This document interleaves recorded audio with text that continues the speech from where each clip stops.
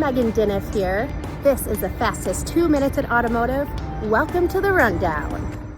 Thanks for the intro, Megan. Cavn, welcome back to the Rundown.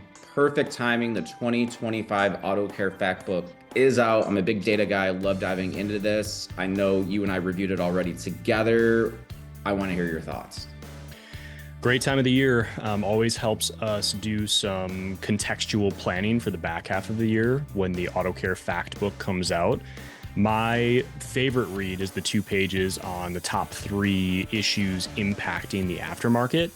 As you said, you and I got together and we put together the top 3 just based on the member voting. So interested if you could count those down for us. Yeah, absolutely. So at number 1, we have the average age of vehicles. And this has been a very common theme on the Rundown for us. It just continues to go up and it's maintaining there.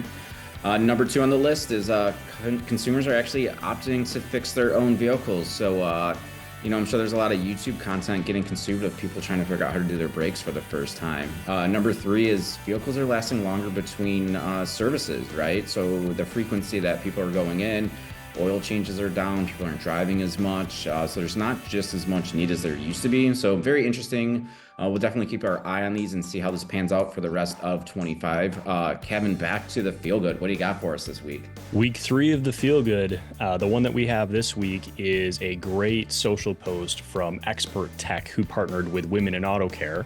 And they recently did a toolkit build, which is essentially putting together tools for technicians that are just looking to get into the industry. We know that starter toolkits can cost thousands of dollars and it's a pretty high barrier to entry. So we appreciate those that are always lending their time, effort, and money in order to help those get into technician roles within the aftermarket. Always a great surprise. Thanks for joining us on the Rundown. We'll see you in 2 weeks.